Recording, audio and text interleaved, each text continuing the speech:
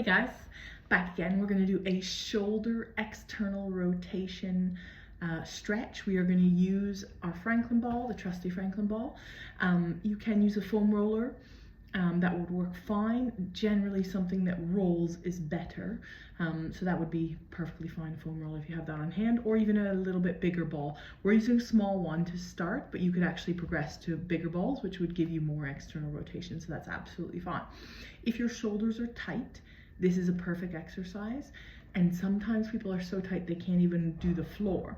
We can modify that by you lift your head so you're not so far down in the stretch, okay? So it's a prone, we're lying on our tummy stretch for external rotation, which is shoulder going backwards like that, okay? And what we're gonna do is we're gonna set up the passive stretch, and then you're gonna do 2 contractions. So we contract the tissue we're stretching, or your progressive PAILs tissue, and the tissue you're shortening, regressive rails tissue, okay? So to set it up, you're gonna be on your tummy, and you can cradle your head with your hand, or you can just have it up, because sometimes going further down is harder, so there'll be more load through the, so you can start up here. We're gonna go around 90 degrees, so I'm gonna have my arm, if I just turn myself, then you'll be able to see, and then I'll bring that down on the ball, right? Good. So we're around 90 degrees, and then we're gonna sink down from where we are to what load our shoulders can handle. So if you can go all the way down, you can pop your head on the floor or place your hand underneath, whatever suits you. If you can't, you can always put a block, pillow, something under your head to keep yourself up so there's less load through your shoulder. Always, this is greatest, safest, so what works for your body. So we're gonna hang out here. I'm gonna drop myself down, and I'm gonna be in that stretch. So now what I'm getting is a stretch on the tissue to the front of the shoulder, and it's rotating my shoulder backwards. We would hold this for 1 to 2 minutes. After I've done that, you can do the full 2 minutes on your own. It's a bit boring of a video otherwise. Is we're going to do a PAILs contraction. So I'm going to push down into this ball. If the ball's too much, you can just use the floor, absolutely. So I'm going to push down into this ball. So I'm going to put my head down. I'm going to start to, so from my shoulder joint, from here, I'm going to start to rotate forwards into that ball, ramping up 20, 40, 60, 80, greatest effort, pushing down into that ball, holding. We hold this for 10, 15 seconds. Good, another 5, 4, 3, 2, 1.